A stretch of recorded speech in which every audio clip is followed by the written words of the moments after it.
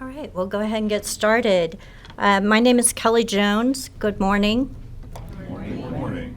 Thank you for joining with my entire crew here of development to commemorate the 22nd anniversary of the attacks of September 11th. I'd like to start our presentation by honoring those who lost their lives on 9/11 and those who have since passed of 9/11 related illnesses with a moment of silence.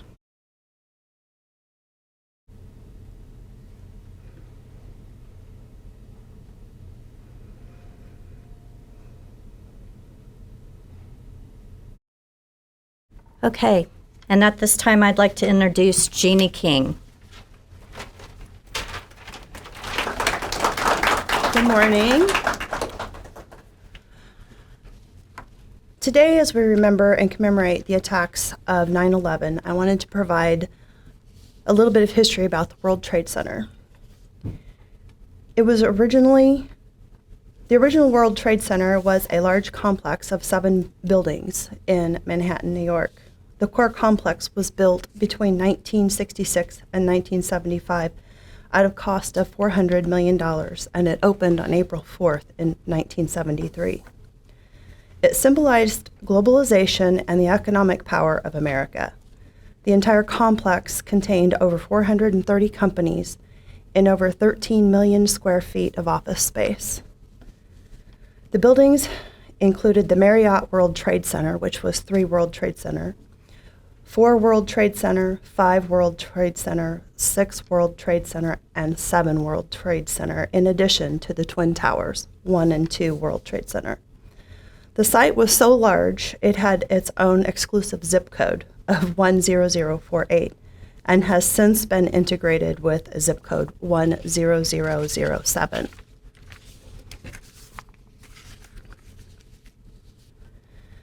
At the time of their completion, the Twin Towers were the tallest buildings in the world. 1 World Trade Center stood at 1,368 feet. 2 World Trade Center stood at 1,362 feet. On September 11th, 2001, Al-Qaeda affiliated hijackers flew Boeing 747 jets into each of the Twin Towers. Between 16,400 and 18,000 people were in the Twin Towers when they were struck. The cleanup and recovery process at the World Trade Center site took 8 months, during which the remains of the other buildings were demolished. On May 30th, 2002, the last piece of the World Trade Center steel was ceremonially removed. Original 1 World Trade Center experienced several major crime and terrorist incidents before the September 11th attacks, including a fire on February 13th of 1975, a bombing on February 26, 1993, and a bank robbery at the Bank of America on January 14, 1998. After the final ground zero cleanup and recovery process was done, it took 11 years until 1 World Trade Center was completed in May of 2013 and opened in November of 2014. It is the tallest building in the Western Hemisphere, standing at 1,776 feet high.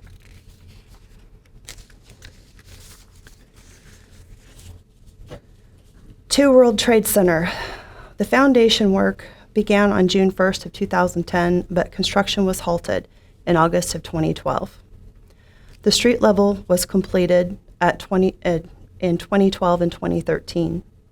The rest of the building has yet to be built unless tenants can be found to occupy the space. At this time, I'd like to introduce Alexis. Good morning. I'm going to talk a little bit about the Pentagon.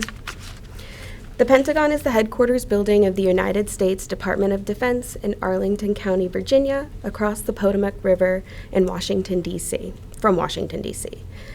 The plan for new headquarters began in 1941. The federal workforce in Washington, D.C. was growing as America prepared for war. The War Department's 24,000 employees were spread out across 17 buildings in the District of Columbia. The ground was broken on the 11th of September in 1941. Buildings and grounds were completed in 16 months. It has 5 sides, 5 floors above ground, 2 basement levels with nearly 18 miles of corridor, and a central 5-acre pentagonal plaza. The Pentagon is a 3-in-1. It's a building, an institution, and a symbol of American power and influence. On September 11, 2001, coincidentally the 60th anniversary of the Pentagon's groundbreaking, 5 hijackers took control of American Airlines Flight 77 and deliberately crashed the Boeing 757 airliner into the western side of the building, killing 184 people. 59 were on the plane and 125 in the Pentagon. The memorial. The Pentagon Memorial Chapel was built within a year and dedicated on the first anniversary of the attacks. The point of impact of Flight 77 has become a place where Pentagon community left flowers and mourned victims. Senior leaders that decided that instead of rebuilding that area as an office space, it would become a chapel for all faiths to worship and pray. There are 184 memorial benches dedicated to each of the victims, and they're organized in a timeline from youngest to oldest. The benches for the airline passengers are positioned so a visitor will face the sky when reading that victim's name.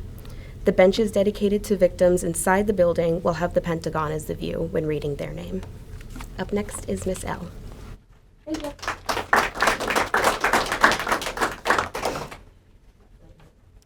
Thank you. I'll be talking about the timeline today.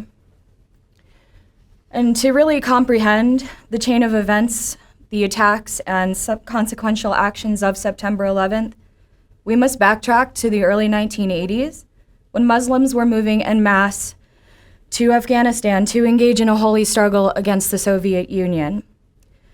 Among these recruits was a wealthy Saudi named Osama bin Laden. After the Soviets' defeat, bin Laden and others founded Al-Qaeda, an organization committed to furthering jihad globally. Bin Laden's ideology drew on Islam's historical greatness, promising to restore pride to those who felt victimized by foreign powers. He used religious symbolism and selectively cited the Holy Quran to rally followers disoriented by the speed at which their world was changing and the rapidly fluctuating policies that not only reflected those changes, but affected their daily lives. Bin Laden's grievances against the United States resonated heavily and widely in the Muslim world, particularly his opposition to the U.S. policies in the Middle East and the presence of U.S. troops in Saudi Arabia, the home of some of Islam's holiest sites. For over a decade, he amassed a powerful organization, and by September 11, 2001, Al-Qaeda would possess not just funding for their missions, but extreme leaders capable of planning and overseeing major operations, effective communications and intelligence, and the ability to move operatives across long distances, as well as a well-functioning plan to deal a heavy blow and send a message to the United States, which had become a talking head for the many points made by Islamist extremists. They employed a sophisticated and psychologically based recruitment and training system that gave power to young men who were deeply afraid for their country and their way of life. They coordinated the hijacking of 4 commercial airlines and led to the unimaginable loss and continued as more links in the chain of events that would reshape our nation's internal and external security, foreign policies, and collective consciousness. On the morning of September 11th, a total of 19 terrorists hijacked 4 California-bound commercial airplanes shortly after their departures from airports in Boston, Massachusetts, Newark, New Jersey, and the Washington, D.C. metropolitan area. At 5:45 a.m., Mohammed Atta and Abdulaziz Al-Omari passed through the security at the Portland International Jetport in Maine from Hamburg, Germany, to connect to a flight to Boston Logan International Airport, and that in itself set in the motions of the events that would later unfold in the day, and also leave the door swinging wide open for us to question our national border security. Excuse me. The 2 men were joined by 3 others, and at 7:59 a.m., American Airlines Flight 11 took off from Boston. At some point during the hijacking of American 11, the terrorists tried to make an in-flight announcement, but inadvertently broadcasted to air traffic control, alerting the authorities to the unfolding crisis. Concurrently, 3 other ill-fated flights departed from their departures of origin. United Airlines Flight 175 took off from Boston Logan at 8:15 a.m. en route to Los Angeles. American Airlines Flight 77 departed from Washington Dulles International Airport at 8:20 a.m. en route to Los Angeles and Washington, D.C.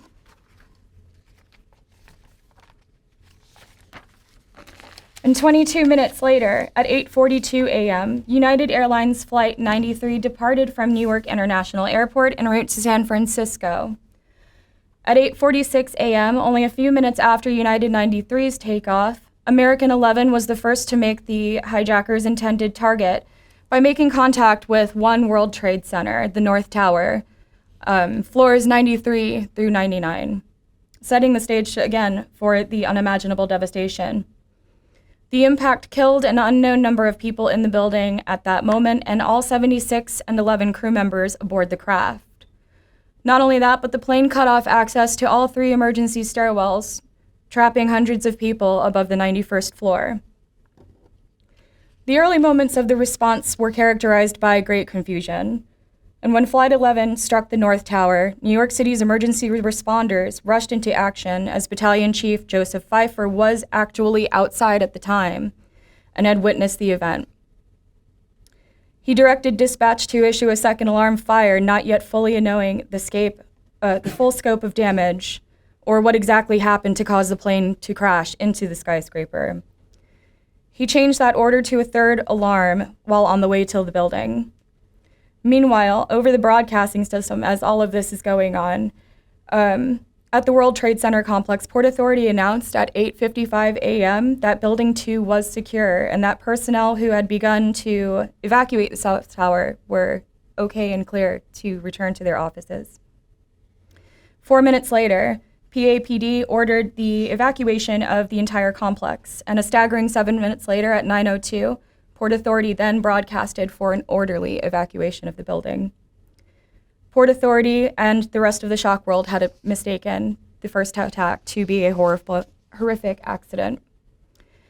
At 9:03 a.m., the 5 hijackers aboard United Flight 175 struck floors 77 through 85 of 2 World Trade Center, the South Tower, killing an unknown number of people in the building at the time, and all 51 passengers, 9 crew members. At 9:37 a.m., while a stunned nation had their eyes glued to television sets, the Pentagon, an iconic symbol of the United States military, became the next target when American Flight 77 made the impact with the west wing of the building. Piloted by 5 hijackers, the resulting explosion caused a devastating fire, and this attack caused the deaths of 125 military and civilian personnel who were inside the Pentagon at the time.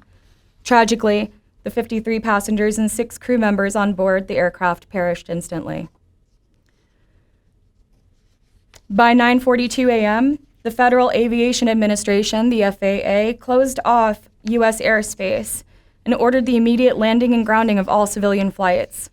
17 minutes later, the South Tower then collapsed at 9:59 a.m., killing more than 800 civilians and first responders inside the building and in the surrounding area. As all of these events transpired, the passengers on United Flight 93 learned of the coordinated attacks on the World Trade Center and the Pentagon through phone calls with loved ones and officials. They decided to take matters into their own hands, and at 10:03 a.m., in a courageous act, they confronted their hijackers, leading to a struggle for control of the plane. Ultimately, the aircraft crashed into a field near Shanksville, Pennsylvania, 125 miles from Washington, approximately 20 minutes of flying time. Their courageous sacrifice was not in vain, as it was later determined through numerous interviews with Al-Qaeda members that the intended target was the Capitol. However, the true target may never have been known, as the 9/11 Commission determined that it would have either been the Capitol or the White House. The North Tower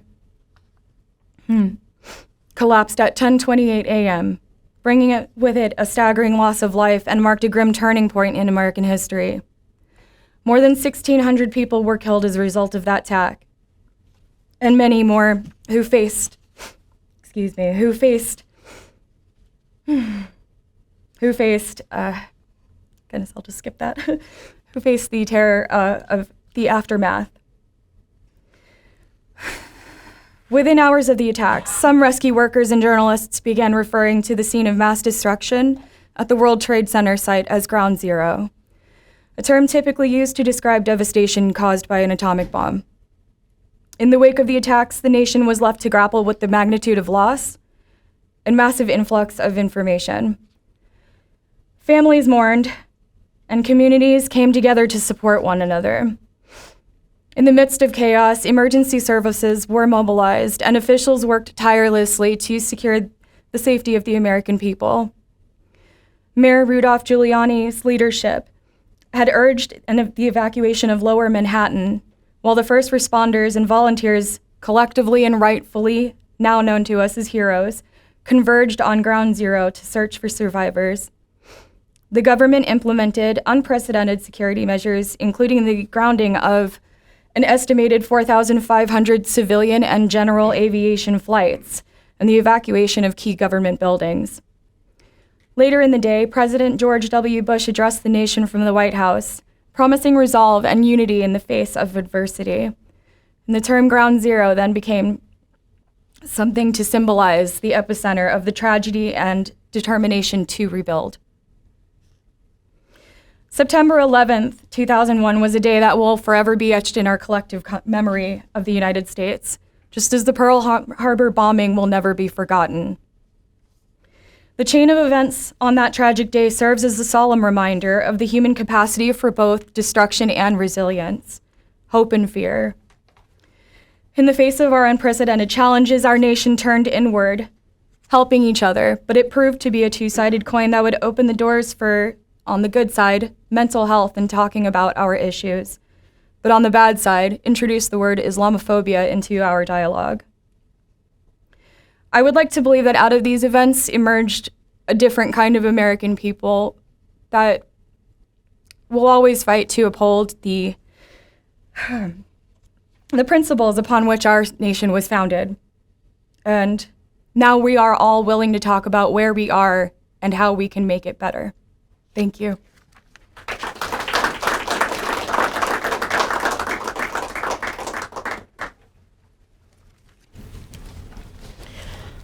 The aftermath of the attacks on September 11th had both immediate and long-term effects felt to this day.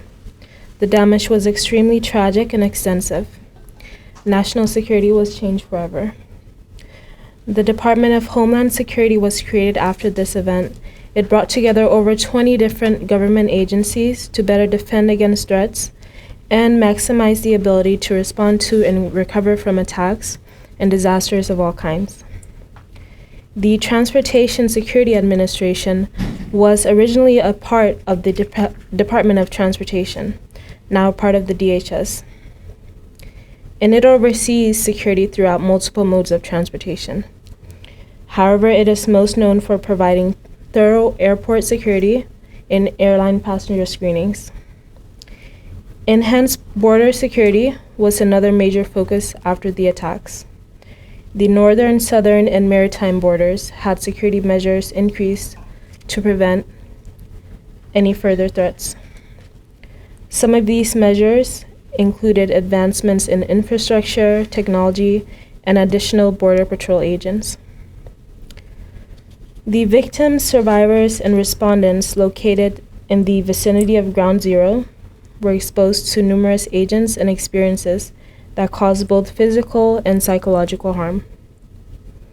Approximately 400,000 people were exposed to these toxic contaminants, many of which were airborne and caused long-lasting harmful effects. Programs like the World Trade Center Health Program and the Victims' Compensation Fund continue to provide compensation and medical treatment for the monitoring and treatment of conditions suffered as a direct result of these attacks.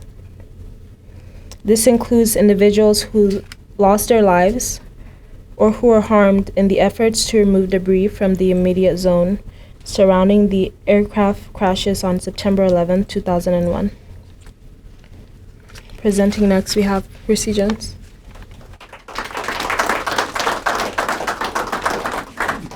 Good morning. Today, I will be remembering the victims. The first victim that I'd like to share is Marcy Borders. Marcy Borders was born on July 19, 1973. In 2001, she was a legal assistant who worked for Bank of America at its branch located in the World Trade Center North Tower on the 81st floor and survived its collapse following the attacks on September 11th. Photographer Stan Honda captured the iconic image known as the Dusty Lady. The image Honda took of Borders became iconic. She was remembered in many retrospective articles about the attacks of 9/11. Profiled by the Daily Telegraph on the 10th anniversary of the attack, Borders was also invited to spend the 10th anniversary of the 9/11 at a memorial event in Germany. Borders was unfortunately diagnosed with stomach cancer in August 2014. She alleged that the cancer was triggered by the toxic dust she was exposed to when the World Trade Center collapsed. Borders died from cancer on August 24th, 2015. The next victim I would like to share is Betty Ann Ong. Betty was born on February 5th, 1956. Betty Ong was an American flight attendant who worked for American Airlines and boarded Flight 11, the first airplane hijacked during the September 11 attacks. Ong was the first person to alert authorities to the hijacking taking place that day. Shortly after the hijacking, Ong notified the American Airlines ground crew of the hijacking, staying on the radio phone for 25 minutes to relay vital information that led to the closing of airspace by the FAA, a first in United States history. For this, the 9/11 Commission declared Ong a hero. Betty believed that having a positive self-image and self-confidence at an early age was critical for the development of children. The Betty Ong Foundation was founded in her honor to combat childhood obesity. I'll also be introducing Ryan, who will also be remembering the victims.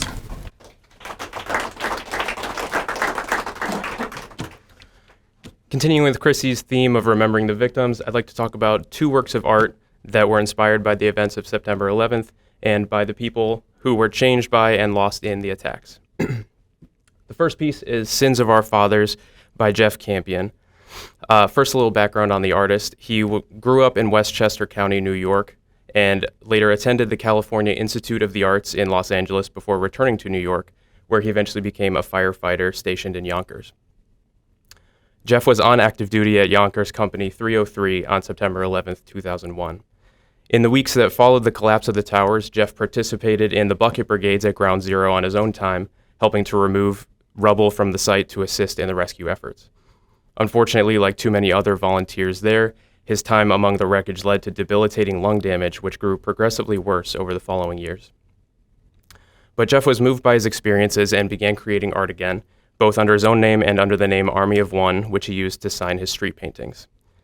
In 2012, he created this piece titled Sins of Our Fathers in honor of the 343 New York City firefighters who lost their lives in the attack, as well as the people with whom he labored at Ground Zero. The piece consists of reclaimed scorched wood, which Jeff salvaged from buildings where he had fought fires in New York. 7 handwritten pages in the style of journal entries are nailed to the wood, with 8 wooden crosses flanking and separating the pages. And it's difficult to see in this image, but there are ceramic hands protruding from the center of each cross in a gesture of support. There's also a pair of boots hanging from the bottom right corner, which are the boots that Jeff wore during the bucket brigades at Ground Zero. I'd like to read the first of the 7 pages, which is dated 9/11/01.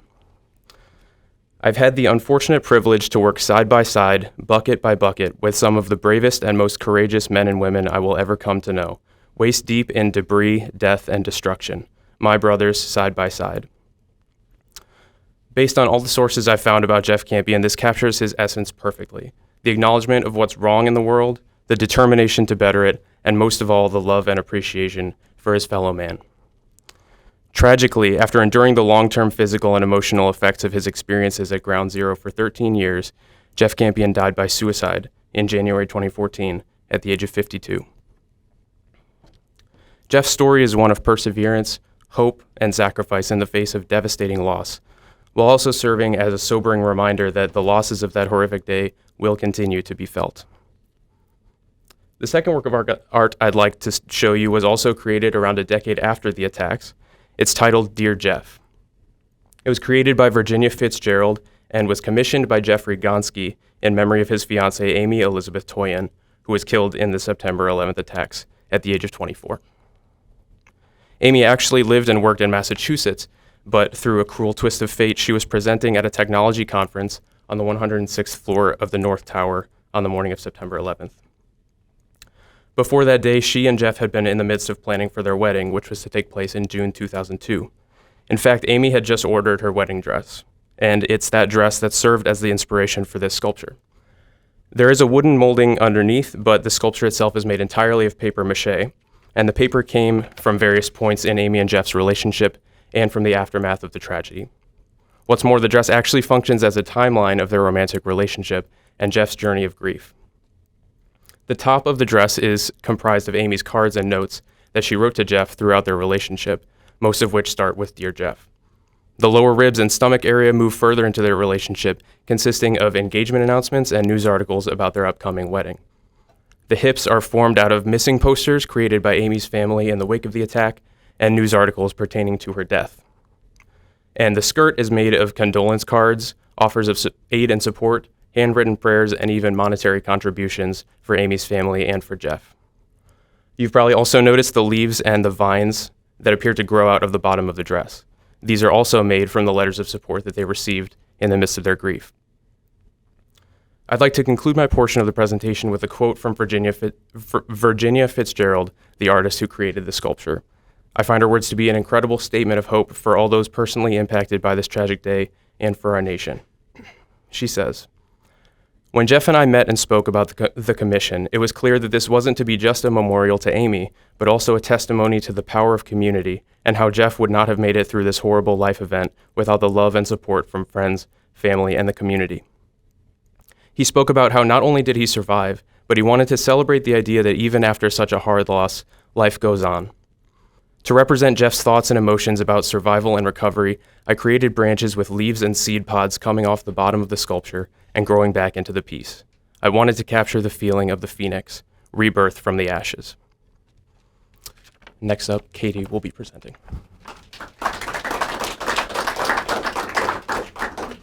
A couple of pieces in commemoration that have come forth from September 11th. The first is the Survivor Tree. The Survivor Tree is a calorie pear tree planted near Towers 4 and 5 on the eastern side of the World Trade Center in the 1970s. It was later found in the rubble of Ground Zero in October of 2001, badly burned with scorched roots and one living branch. The tree was then relocated to the Arthur Ross Nursery in the Bronx to be cared for by Richard Cabo, the citywide nursery manager.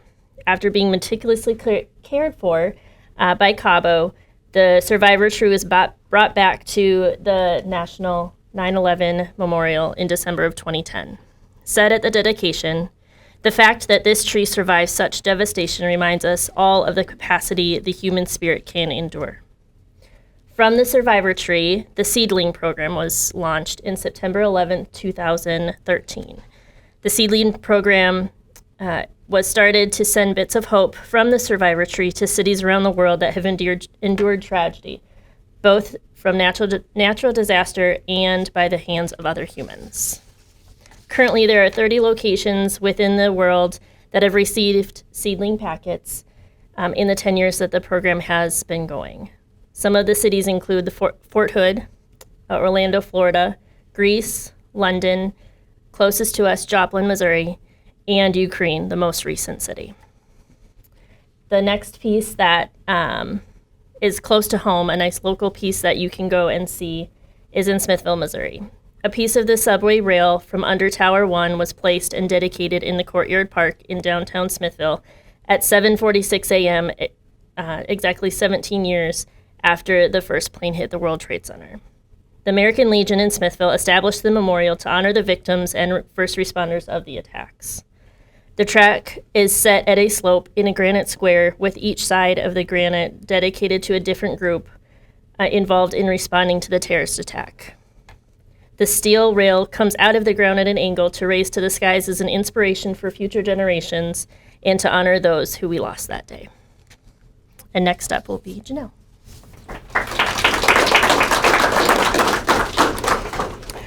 While reading and looking up different aspects of 9/11, I came across something that caught my eye and I really had no idea about. With being a small part of the VFW and having a family history of military, the Navy especially, with my dad and grandfather, I wanted to share a little bit about what I found. There were 3 ships built and commissioned after the 9/11 events. The first of 3 was the USS New York. It is the 5th ship of the United States Navy, named after the state of New York. 6.8 tons of steel used in the ship's construction came from the rubble of the World Trade Center, believed to be from the South Tower.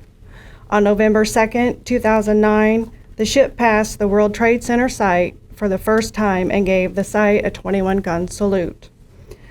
One of the most used passageways displays a steel plate from the World Trade Center rubble and a firefighter's helmet.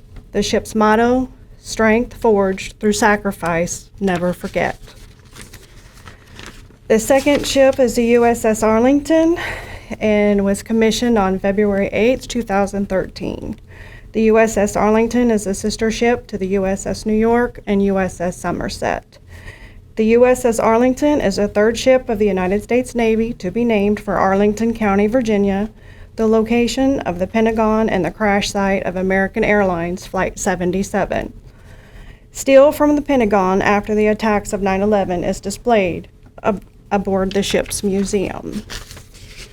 And the last ship, the USS Somerset, on March 1st, 2014, the Somerset was commissioned in Philadelphia, Pennsylvania.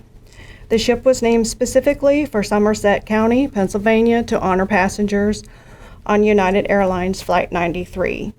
The USS Somerset is also a sister ship of the USS New York and the USS Arlington.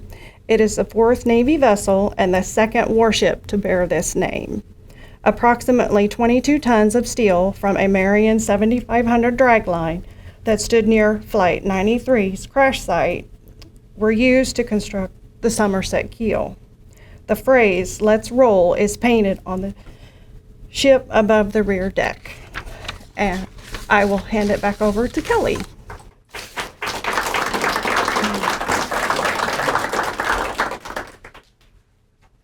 Okay, this concludes our presentation today. We really appreciate you all coming and sharing with us today.